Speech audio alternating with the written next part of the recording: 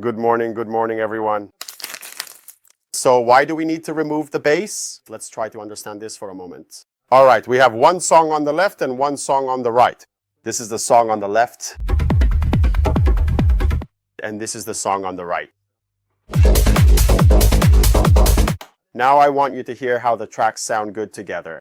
When it comes to mids or highs, it's fine, but with the bass, there's always a problem. It always turns into a mess, it always gets chaotic. If there are two bass lines together, first of all, the first thing, we have our track on the right that's playing, doing its thing.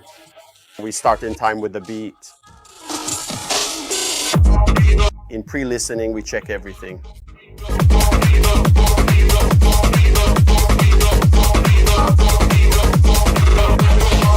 And now listen carefully, guys, when I bring it up without the bass or when I bring it up with the bass included.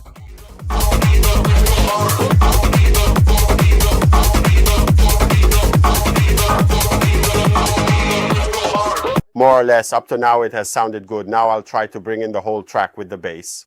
So we have the track that people are listening to, that they're dancing to, and we come in with this one.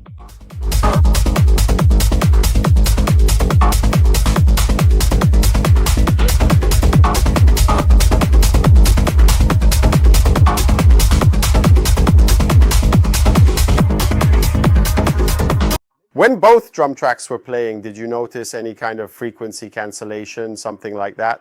As if the bass frequency from one track was overpowering the other, but by doing so, it actually cancels them out. Like they disappear, like in math, plus and minus make minus, right? Welcome to the 5th episode of this series.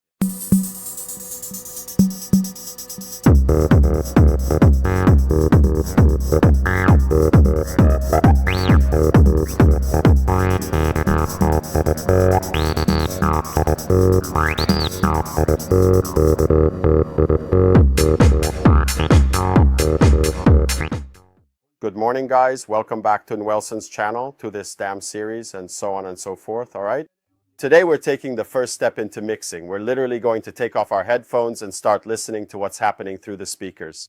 In this episode, all in all, we'll explain the infamous cut the bass, why you need to remove the bass from one of the two tracks that are playing.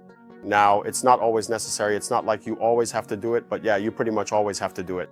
I wanted to explain to you the role of studios. Monitors, those speakers, so they're aimed at the DJ, specifically so the DJ can clearly hear what they're doing. And then I wanted to get a feel for things for a moment. As for the next episode, where we'll actually turn up the volume, today we'll be doing some tests. But in the next episode, we'll actually turn up the volume, so we'll be mixing the two tracks directly through the speakers, basically. Let's say that in this 5th episode, it's the first time you take off your headphones and start working with the knobs. The first thing I want to tell you, the first thing I want you to notice is exactly this. I mean, did you notice how in the intro, when there are two bass lines, they get muddled together? Let's listen for a moment. Just the bass lines, meaning only the kicks, the basses, and everything that falls within the low frequencies of the track. So let's cut the mids and highs and listen only to the basses, both from this one and from this one. How can we hear it? We have two kicks that are in different keys. They're almost two completely different styles, these two kicks. You can clearly see that when it comes to cymbals. Let's try it. I've cut the bass and turned up the cymbals. Let's listen to this one. Let's listen to this one. And now let's try mixing only the cymbals.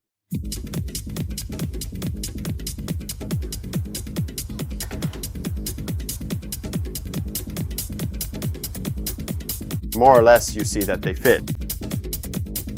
Let's try lowering the highs and keeping only the bass. Do you hear how they almost crumble into each other? Let's try removing one.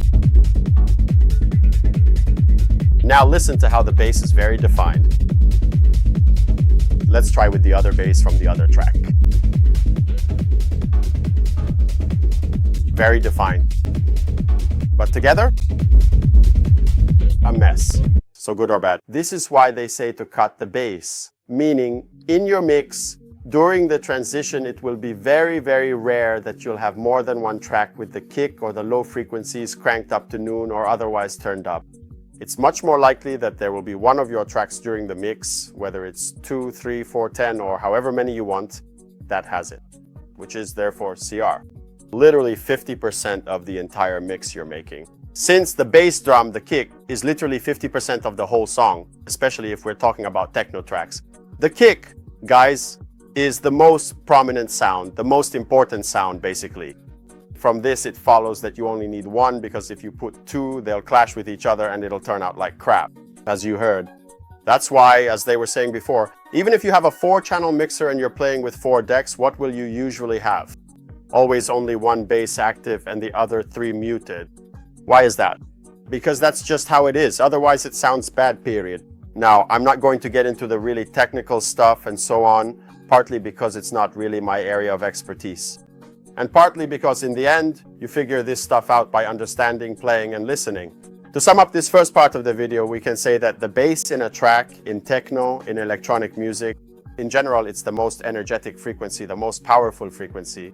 As a result, if 2 kicks play together, the sound blows out. You might even risk clipping on your mixer on the VU meter. You start to see that infamous red. It becomes an unmanageable sound. It's like the kick is a powerful sound, but it's delicate, so you have to be careful with it. The kick, I mean the low end, so all the low frequencies of our entire track, are the most delicate parts. The others, let's say, are a bit more like this, a bit more like that. If you think about it, even on a physical level, in terms of how sound spreads inside a club, we're literally talking about the speakers that move the air and let you feel the sound. The subwoofers, no matter where they are, whether they're low, to the right, to the left, in the middle, central, and so on. Of course, there's a whole science behind it. However, subwoofers are not as sensitive to their placement in the room compared to, for example, the infamous satellites or the heads, the speakers that you see pointing right at your face. This is because the higher sounds are, like the tweeters that play, that make those sounds, are much more directional, and their placement significantly impacts the soundstage and imaging. You kind of struggle, in quotes, to figure out where the sound is coming from, right?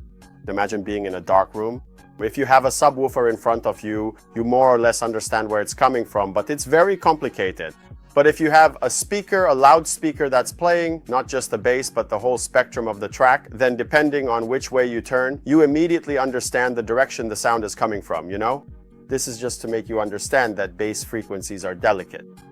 With the others, you can mess around a bit more. In short, there's a whole thing behind it, and this definitely isn't the right video for that, I don't know. If you're interested in something like that, I'm not a sound physicist. I actually wanted to enroll in university to study sound engineering, but I never did because I'm an idiot. Anyway, if you're interested in some tidbits, some stuff, what do I know, things like that about clubs, how does it work, sound and all that, let me know. I'm not Mac Portesi of audio, but I've learned a thing or two over all these years.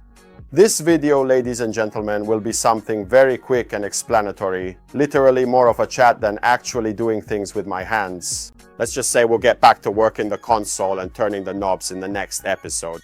But in this video, it's more of a chat to also explain to you how to use studio monitors. What is a studio monitor? What is a monitor? A monitor speaker or something like that?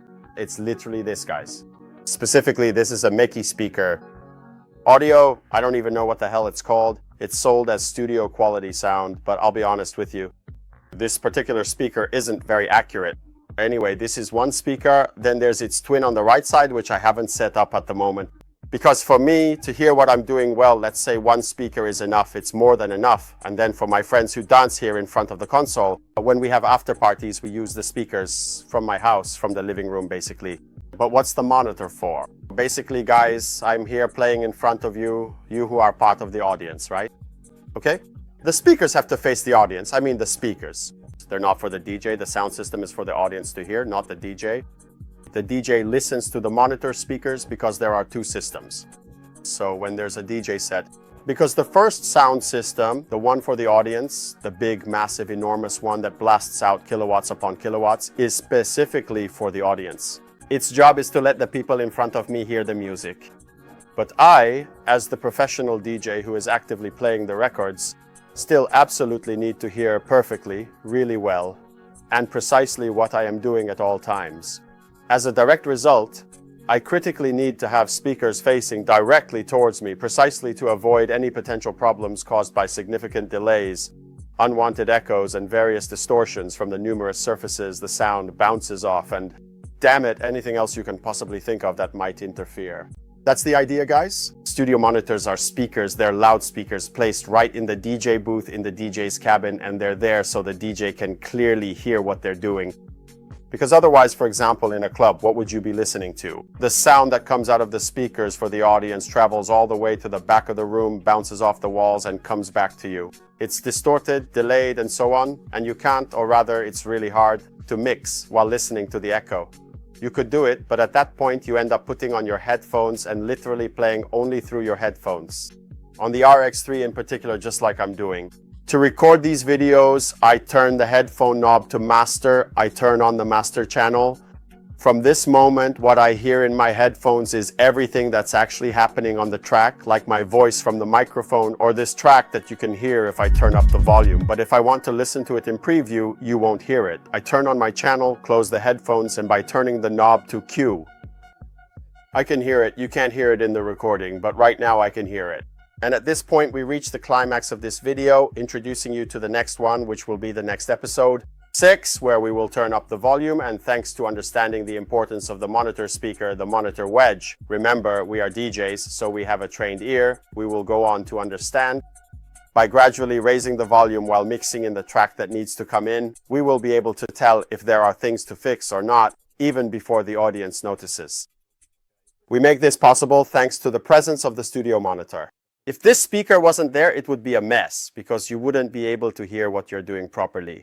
This is also one more reason why, for example, if you're just starting to play, I recommend you do one thing. Don't immediately buy big speakers for parties and so on. Instead, get yourself 2 studio monitors. That way, when one day you also want to produce music, you'll already have 2 proper studio monitors. The idea is you have to spend 200 euros to get a speaker. Okay, don't get the party speaker. Spend those 200 euros on a pair of proper studio monitors, or at least monitors with the highest quality you can afford. That way you'll really start to understand this whole thing about frequencies, all that stuff, and so on. Thank you. That said, ladies and gentlemen, I think we can wrap up this video here. I really enjoyed having this nice chat with you, and I'll see you in the next episode 6. Arvuzen.